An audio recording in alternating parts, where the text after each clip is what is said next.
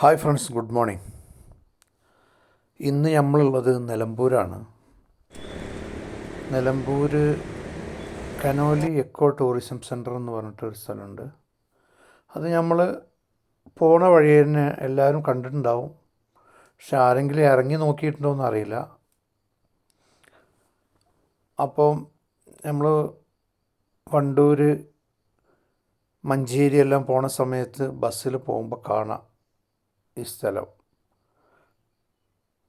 അപ്പം ഇതാണ് ആ സ്ഥലം. അപ്പം നമ്മൾ ഉള്ളിലേക്ക് ചെന്ന് കഴിഞ്ഞാൽ ഇതുപോലത്തെ ഓരോ സ്ഥലങ്ങൾ, പഴയ ഗോഡൗൺ പോലത്തെ കുറേ സ്ഥലങ്ങളെല്ലാം കാണാം അവിടെ. അതെല്ലാം എന്താണെന്ന് നമുക്ക് വ്യക്തമായിട്ട് അറിയില്ല.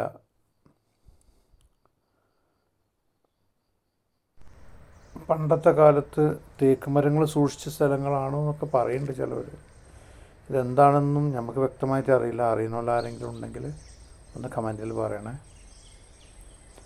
ഉള്ളോട്ട് ചെന്ന് കഴിഞ്ഞാൽ ഇതുപോലത്തെ ബേഡ്സുകളെല്ലാം ഇവിടെ ഉണ്ട് എന്നുള്ള ഒരു ബോർഡാണ് അവിടെ എഴുതി വെച്ചിട്ടുണ്ട്.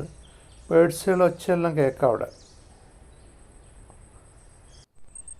കാര്യമായിട്ട് നമ്മൾ ചെന്നത് ചാലിയാർ കുതിരപ്പുഴ സംഗമം ഉണ്ട്, അതൊന്ന് കാണണം. അതാണിത് സംഭവം.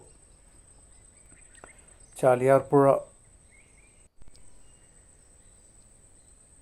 ഇവിടുന്നാണ് പണ്ട് കാലത്ത് മരങ്ങളെല്ലാം കെട്ടിയിട്ട് കോഴിക്കോട്ടേക്ക് എത്തിച്ചിരുന്നൊരു കാലം ഉണ്ട്.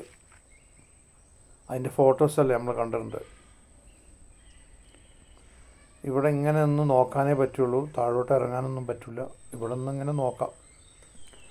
അപ്പോൾ ഇതാണ് ചാലിയാർ കുതിരപ്പുഴ സംഗമം. അപ്പോൾ അവിടെ ഒരു കനോലി ഫ്ലോട്ട് പണിയനുണ്ട്. അതിൻ്റെ വർക്ക് നടന്നുകൊണ്ടിരിക്കണേ ഉള്ളൂ. അതുകൊണ്ട് അവരങ്ങോട്ടൊന്നും പോകാൻ പറ്റില്ല എന്ന് പറഞ്ഞുകൊണ്ട് നമ്മൾ അങ്ങോട്ടൊന്നും പോയിട്ടില്ല.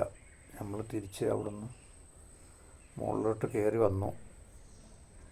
അവിടെ എഴുതി വെച്ചിട്ടുണ്ട് പുഴയിലിറങ്ങുന്നത് കർശനമായി നിരോധിച്ചിരിക്കുന്നു എന്നൊക്കെ എഴുതി വെച്ചിട്ടുണ്ട്. പിന്നെ ഇതിൻ്റെ അളവുകളെല്ലാം എഴുതി വെച്ചിട്ടുണ്ട്. പിന്നെ ഇവിടെ ആനയുടെ പ്രശ്നമുണ്ട് കേട്ടോ. ഇവിടെ പുഴയിലൂടെ ആന കയറി വരും. ആന അപ്പുറത്തെ സൈഡ് കാടാണ്. അതുകൊണ്ടാണ് കമ്പിയെല്ലാം കെട്ടി വെച്ചിട്ടുണ്ട് അവിടെ.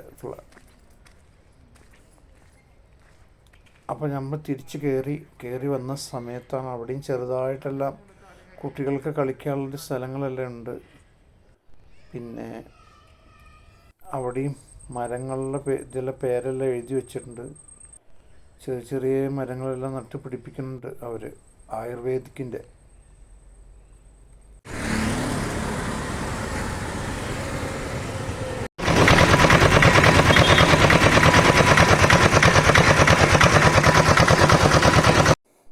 അപ്പം നമ്മൾ അവിടെ കരിമ്പ് ജ്യൂസെല്ലാം ഉണ്ടായിരുന്നു. കരിമ്പ് ജ്യൂസെല്ലാം കുടിച്ച് നമ്മൾ ഓഫീസിൻ്റെ അവിടെ വന്നു. മെയിൻ ഓഫീസിൻ്റെ എക്കോ ടൂറിസം സെൻ്ററിൻ്റെ അവിടെ വന്നപ്പോൾ കാട്ടുതേനെല്ലാം കിട്ടും കേട്ടോ. അവിടെ നല്ല കാട്ടുതേനെല്ലാം കിട്ടും. അപ്പം റിട്ടേൺ ആളുകൾ വരുന്ന വഴിയാണിത്. പിന്നെ കനോലി ഫ്ലാറ്റിൻ്റെ പണി നടക്കണേ ഉള്ളൂ.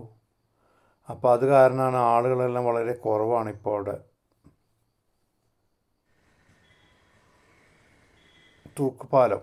തൂക്കുപാലത്തിൻ്റെ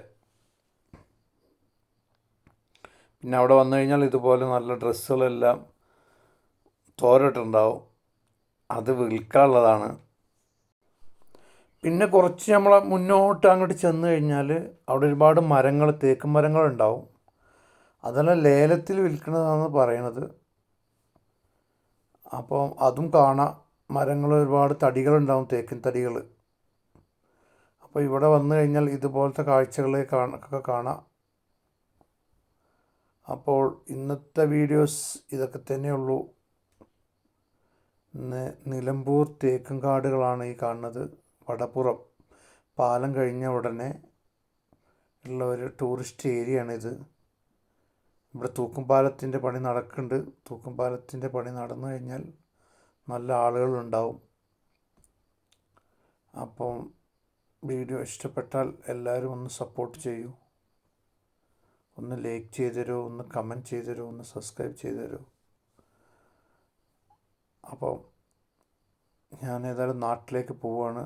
നാളെ വയനാടിൻ്റെ വീഡിയോസ് ആയിട്ട് വരും. അപ്പം എല്ലാവർക്കും ഓക്കെ, ബൈ.